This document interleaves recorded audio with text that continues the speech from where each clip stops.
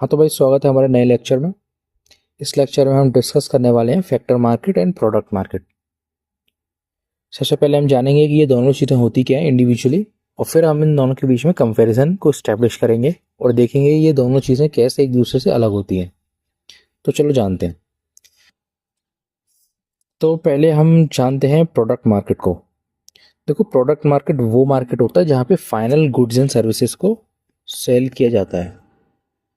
ठीक है, यहाँ पर यहाँ पर रॉ मटेरियल्स की बात नहीं होती। यहाँ पे इंटरमीडिएट जो गुड्स हैं उनकी बात नहीं होती। यहाँ पे जो फिनिश्ड गुड्स हैं, जो फाइनल हैं, जो रेडी हैं कंजम्पशन के लिए, उनकी बात होती है। ठीक है, तो व्हाट इज ट्रेडेड? तो फाइनल गुड्स एंड सर्विसेज।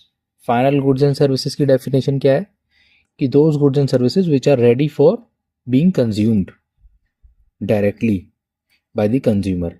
ठीक है, ये डेफिनेशन हो गई इनकी। तो प्रोडक्ट मार्केट ये हो गया। चलो फिर है फैक्टर मार्केट। तो फैक्टर मार्केट में हम क्या ट्रेड कर रहे हैं? फैक्टर मार्केट में हम ट्रेड करते हैं फैक्टर्स ऑफ प्रोडक्शन को। देखो, जस्ट प्रीवियस लेक्चर में हमने पढ़ा है कि फैक्टर्स ऑफ प्रोडक्शन क्या होते हैं, कैसे काम करते हैं और उनके कैरेक्टरिस्टिक्स क्या होते हैं। तो आई होप तुम्हें आज ही समझ में आएगा कि फैक्टर मार्केट क्या होता है। प्रोडक्ट मार्केट वो मार्केट है जहाँ पे फाइनल गुड्स एंड सर्विसेज को बेचा जाता है या खरीदा जाता है, बाइंग एंड सेलिंग बोथ। और फैक्टर मार्केट वो मार्केट है जहाँ पे फैक्टर्स ऑफ प्रोडक्शन को बेचा और खरीदा जाता है। अब फैक्टर्स ऑफ प्रोडक्शन वही हो गया land, labour, capital and entrepreneurship. तो एंटरप्रेन्योरशिप बिकती नहीं है वैसे, वो एग्जिस्ट करती है, और अगर वो बिक रही है तो वो हमारा लेबर में आ जाएगी। ठीक है, mental effort, physical effort. I hope याद आ रहा होगा चीज़ें। फैक्टर्स ऑफ प्रोडक्शन जो है वो लैंड, लेबर और कैपिटल हो गई। लैंड हमारा नेचुरल रिसोर्सेस हो गए, प्लस फिजिकल लैंड जो कि खुद एक नेचुरल रिसोर्सेस है। फिर लेबर जो कि फिजिकल प्लस मेंटल एफर्ट को दर्शाती है। फिर हमारा कैपिटल। कैपिटल हमारे हो गए सारे मैन मेड रिसोर्सेज, और जिनको हमने दो पार्ट्स में क्लासिफाई किया था, physical capital and financial capital. Physical capital में वो सारी फिजिकल मैन मेड रिसोर्सेज आ जाते हैं जिनका हम प्रोडक्शन में यूज़ करते हैं, और फाइनेंशियल कैपिटल में वो चीज़ें आ जाती हैं जिनको हम इन्वेस्ट करते हैं, जैसे हमारा मनी हो गया, वो हमारा फाइनेंशियल कैपिटल का एग्जाम्पल है, जिसकी मदद से हम फिजिकल कैपिटल को खरीदते हैं और इन्वेस्ट करते हैं गुड्स एंड सर्विसेज के प्रोडक्शन में। फाइनेंशियल कैपिटल वो कैपिटल हो गई जिसका हम यूज़ करते हैं गुड्स एंड सर्विसेज के प्रोडक्शन में और फिजिकल कैपिटल को परचेज करने में। आई होप समझ में आया होगा। तो फैक्टर मार्केट में कुछ नहीं है, फैक्टर्स ऑफ प्रोडक्शन को बाय एंड सेल किया जाता है, प्रोडक्ट मार्केट में फाइनल गुड्स एंड सर्विसेज को सेल किया जाता है। इनके मेन बायर्स क्या होते हैं? तो मेन बायर्स तो यार हर कोई होता है इनका, सच बताऊं तो, क्योंकि हर किसी को फाइनल गुड्स एंड सर्विसेज चाहिए होती हैं। जैसे कि हाउस होल्ड्स, यानी कि घर, जैसे कि तुम्हारा घर अलग है, मेरा घर अलग है, तो हम सबको गुड्स की ज़रूरत पड़ती है नहीं पड़ती? तो उन हाउस होल्ड की बात की जा रही है, नॉर्मल लोग जो हो गए। फिर बिजनेसेस, बिजनेसेस को भी ज़रूरत पड़ती है फाइनल गुड्स एंड सर्विसेज की। ठीक है, जैसे मान के चलो एक कंपनी है, उसके एम्प्लॉयज़ काम करते हैं उसके ऑफिस में, तो ऑफिस में उनको कंप्यूटर की ज़रूरत पड़ती है। ठीक है, उनको वाटर की ज़रूरत पड़ती है, पैकेज्ड वाटर की बात कर रहा हूँ। फिर उनको फूड की भी ज़रूरत पड़ती है, उनको पेपर की ज़रूरत पड़ती है, पेन, पेंसिल और ऐसी हज़ारों चीज़ें, फर्नीचर, ये सब की ज़रूरत पड़ती है। तो हाँ, बिजनेसेस को भी ज़रूरत पड़ती है फाइनल गुड्स एंड सर्विसेज की। ठीक है, तो ये हो गया, हमने ये समझ लिया कि बिजनेसेस को क्यों ज़रूरत पड़ती है। फिर है गवर्नमेंट। तो गवर्नमेंट और कंपनीज का एग्जांपल ऑलमोस्ट सिमिलर ही है। गवर्नमेंट को भी ज़रूरत पड़ती है हमारे फाइनल गुड्स एंड सर्विसेज की, क्योंकि वहाँ पर भी लोग ही तो काम कर रहे हैं। ठीक है, और गवर्नमेंट भी तो लोगों को ही तो सर्व कर रही है। तो ये चीज़ हो गया। फिर है फॉरेन सेक्टर, यानी कि अब फॉरेन सेक्टर क्या हो गया? अब फॉरेन सेक्टर में एक्चुअली यहाँ पे इसने ये रेफर कर रहा है इंटरनेशनल कंट्रीज को, ठीक है। तो फॉरेन सेक्टर से मतलब है एक्सपोर्ट्स, यानी कि हम जब एक्सपोर्ट करते हैं तो हम सीधी सी बात है एक्सपोर्ट करेंगे तो इंटरनेशनल कंट्रीज को या फॉरेन कंट्रीज को ही तो बेचेंगे। तो वहाँ उन लोगों को भी ज़रूरत पड़ती है फाइनल गुड्स एंड सर्विसेज की। देखो इंडिया के केस में भी हम बहुत सारा जो इंपोर्ट करते हैं फाइनल गुड्स एंड सर्विसेज, जैसे कि सोप हो गया, ठीक है, क्लोथ्स हो गए, डिओड्रेंट्स हो गए, और भी बहुत सारी अनगिनत चीज़ें। ये क्या है? ये फाइनल गुड्स एंड सर्विसेज ही तो हैं। क्यों है फाइनल? क्योंकि हम इनको डायरेक्टली कंज्यूम करते हैं। चलो, प्रोडक्ट मार्केट में, सॉरी फैक्टर मार्केट में क्या होता है कि फैक्टर मार्केट में इनको सिर्फ फर्म्स और प्रोड्यूसर्स ही प्लस गवर्नमेंट कंपनीज ही अवेल करती हैं। यानी कि जो फैक्टर मार्केट में जो फैक्टर्स ऑफ प्रोडक्शन मिलते हैं, इनको वही लोग खरीदते हैं जिनका काम प्रोडक्शन करना है। तो कंपनीज हो गई, उनको ज़रूरत पड़ती है, इंडस्ट्रीज बोल लो या कंपनीज बोल लो, प्रोड्यूसर्स बोल लो, उनको ज़रूरत पड़ती है। अब यहाँ पे फर्म्स भी एक तरीके से प्रोड्यूसर्स हैं, और फिर इन्होंने ये प्रोड्यूसर्स भी लिख दिया है। तो इसका क्या मतलब है? देखो यहाँ पे हर फर्म, हर प्रोड्यूसर फर्म हो ये ज़रूरी नहीं। देखो ध्यान से समझाता हूँ आपको। फर्म्स जो हैं वो प्रोड्यूस करती हैं कोई ना कोई प्रोडक्ट, प्रोड्यूसर प्रोडक्ट। लेकिन जो प्रोड्यूसर हैं ये ज़रूरी नहीं है कोई प्रोडक्ट मैन्युफैक्चर कर रहे हैं, ठीक है। हो सकता है ना ये लोग सिर्फ कल्टीवेशन कर रहे हो, है ना। और हो सकता है ये सिर्फ अकेले कर रहे हो, ये ज़रूरी नहीं है कि पूरी एक कंपनी बना के कर रहे हो सकता है एक हाउस होल्ड इन्वॉल्व हो कल्टीवेशन में, तो उसको लैंड और लेबर की ज़रूरत पड़ती है, एंटरप्रेन्योरशिप की ज़रूरत पड़ती है, कैपिटल की ज़रूरत पड़ती है। तो यहाँ पे जब प्रोड्यूसर्स का मतलब है ये एक तरीके से फार्मर्स ही बात कर रहा है, ठीक है। और हो सकता है वो फार्मर्स जो हैं वो स्मॉल फार्मर्स हों, या हो सकता है वो कमर्शियल फार्मर्स हों, कुछ भी हो सकता है।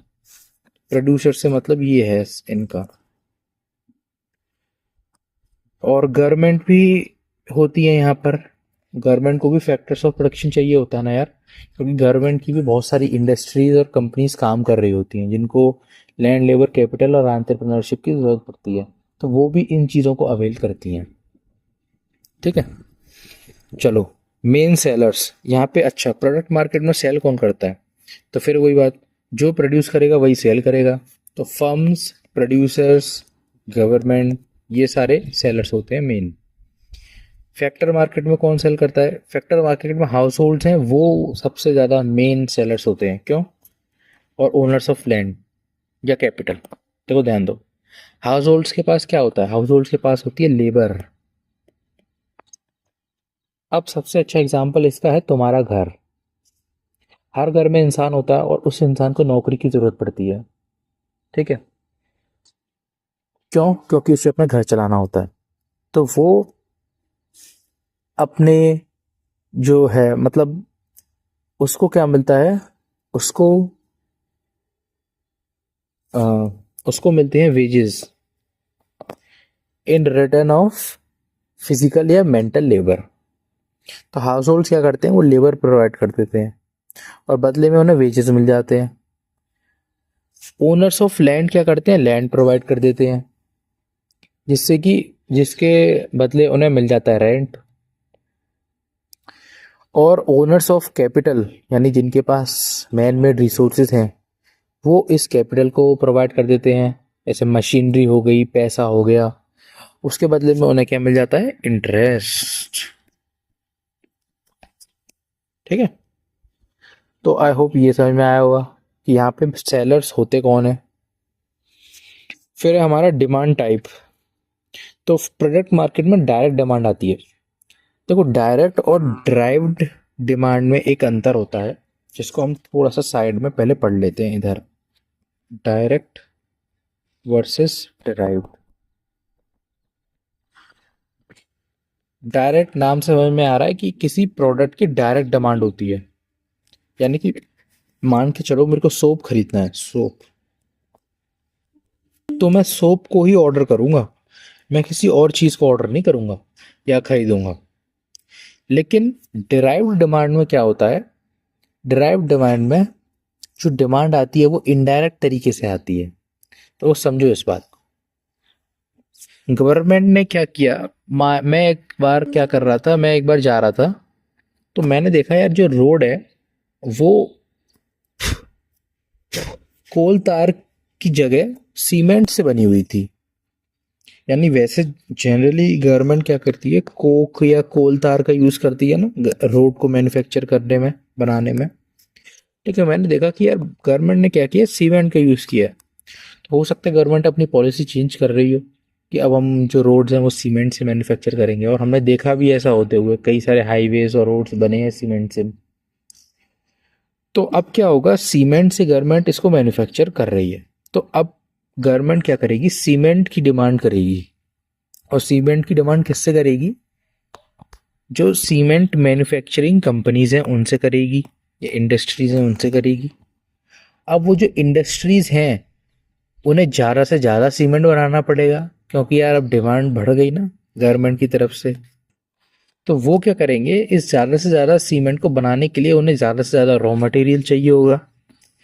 तो अब जिसको भी पता होगा कि जो सीमेंट है वो कई सारे केमिकल कंपाउंड से बनता है, जैसे कि हमारा सिलिका हो गया, एल्यूमिना हो गया, लाइमस्टोन हो गया। तो अब क्या होगा, लाइमस्टोन को लेके चल लेते हैं क्योंकि ये इसको सबसे ज़्यादा सुना है लोगों ने। तो लाइमस्टोन हो गया, तो सीमेंट की प्रोडक्शन में लाइमस्टोन काम आ रहा है। तो अब क्या होगा, अब ना लाइमस्टोन की डिमांड बढ़ जाएगी, लाइमस्टोन की डिमांड बढ़ जाएगी। तो जो लाइमस्टोन मैन्युफैक्चरिंग करने वाली कंपनीज हैं उनके पास लाइमस्टोन की ज़्यादा डिमांड आएगी। ठीक है, तो आपने देखा कि कैसे इस प्रोडक्ट की डिमांड बढ़ी थी, तो इस प्रोडक्ट की भी डिमांड बढ़ गई। तो इसी को हम बोलते हैं डिराइव्ड डिमांड। यानी इनडायरेक्ट तरीके से जब डिमांड बढ़ती है तो हम उसे डिराइव्ड डिमांड बोलते हैं। ठीक है, देखो किसी ने डायरेक्ट तो लाइमस्टोन मांगा नहीं, गवर्नमेंट ने जब डिमांड बढ़ाई अपनी तो गवर्नमेंट ने तो सीमेंट मांगा था, उन्होंने लाइमस्टोन तो मांगा नहीं था। लेकिन फिर कैसे लाइमस्टोन की डिमांड बढ़ गई, इसलिए बढ़ गई क्योंकि सीमेंट को बनाने में लाइमस्टोन का बहुत क्रिटिकल रोल होता है। सीमेंट तभी बनेगा जब लाइमस्टोन प्रेजेंट होगा।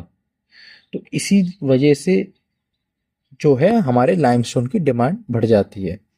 तो अब मुझे लगता है तुम्हें समझ में आया होगा कि डायरेक्ट वर्सेस डिराइव्ड डिमांड में क्या अंतर है। डायरेक्ट में जो प्रोडक्ट हमने ऑर्डर किया है उसी की डिमांड बढ़ती है, और डिराइव्ड में जो हमने प्रोडक्ट ऑर्डर किया है उसकी तो डिमांड बढ़ती बढ़ती है, उसके रॉ मटेरियल्स की भी डिमांड बढ़ जाती है। ठीक है, चलो।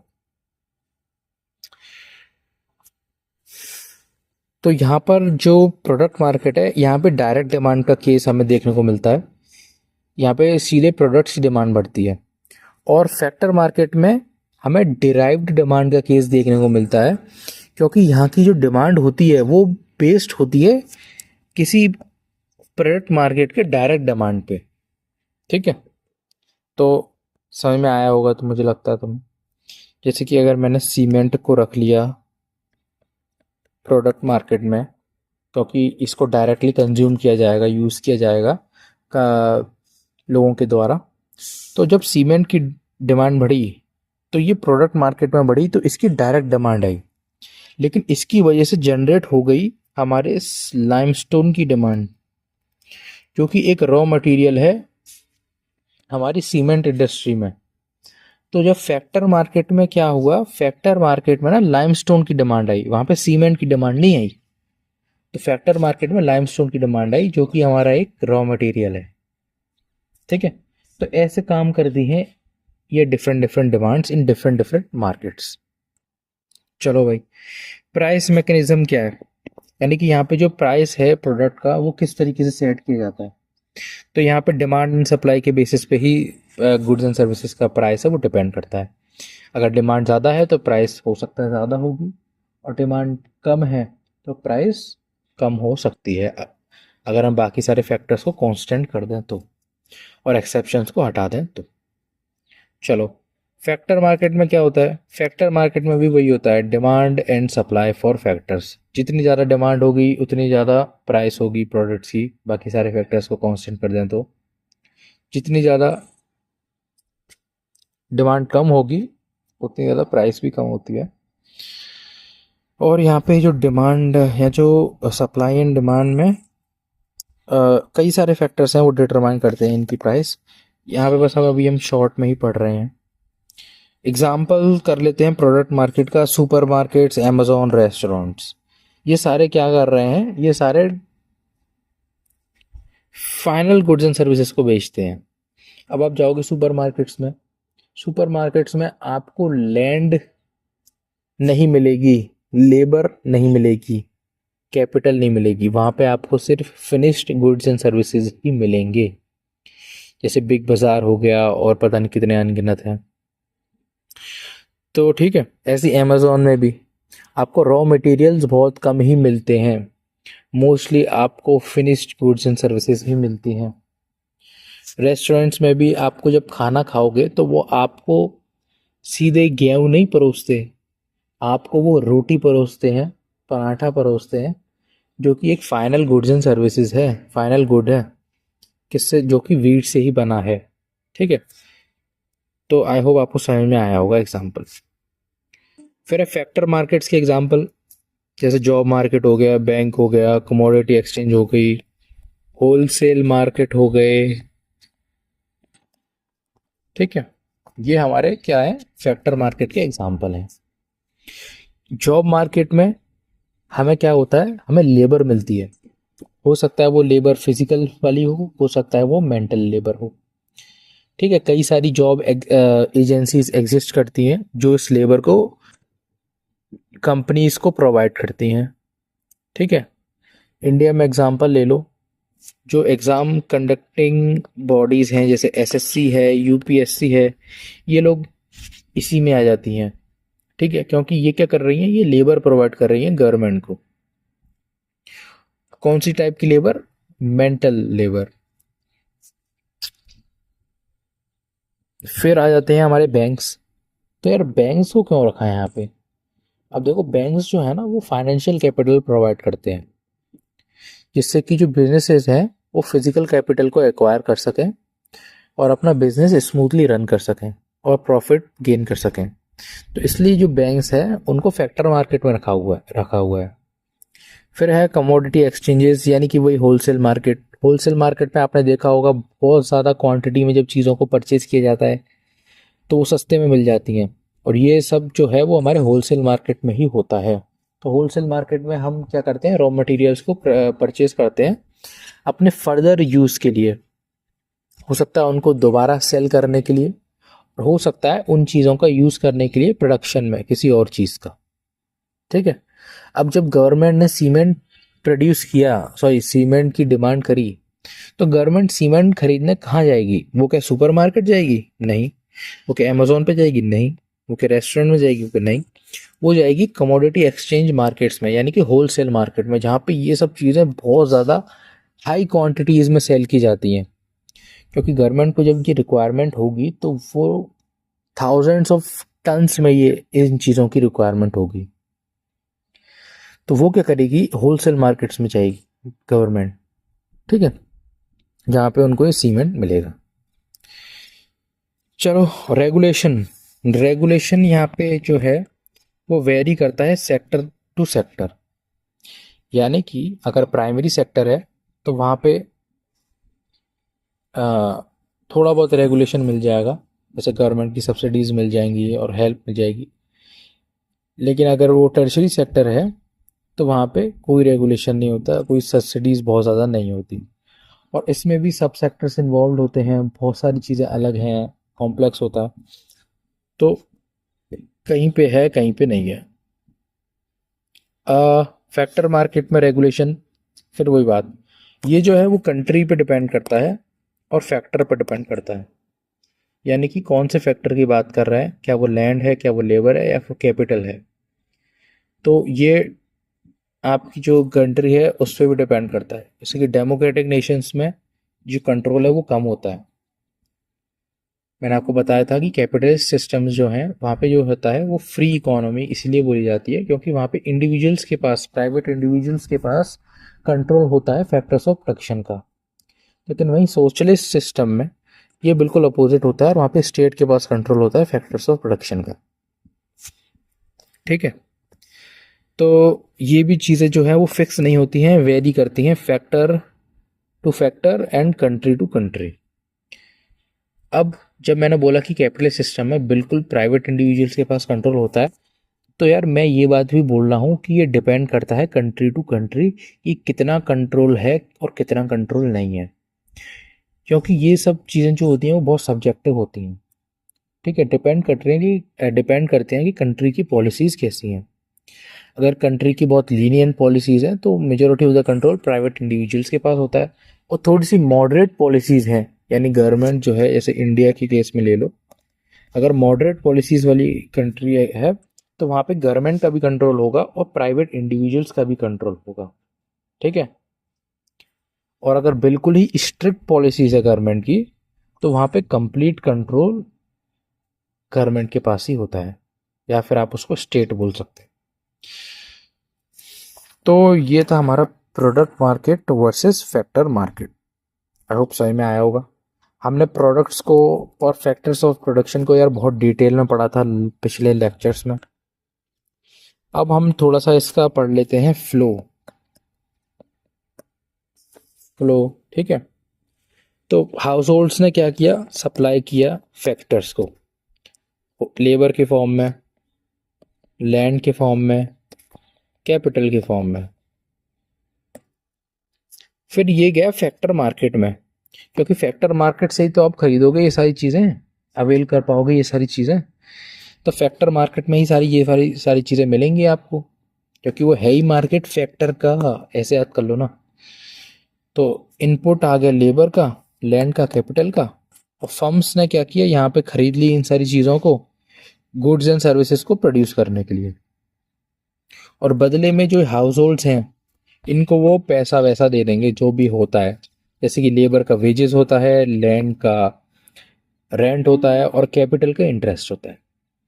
फिर जब फर्म्स ने गुड्स एंड सर्विसेज को प्रोड्यूस किया, उनको भेज दिया प्रोडक्ट मार्केट में। प्रोडक्ट मार्केट में जब गुड्स एंड सर्विसेज आए तो उनको दोबारा सेल किया गया इन हाउस होल्ड्स को और गवर्नमेंट को, और अदर एक्सपोर्ट किया गया। ठीक है, तो ये फिर से हमारे पास क्या देखने को मिला कि ये दोबारा जो प्रोडक्ट्स हैं वो हाउस होल्ड्स के पास आ गए।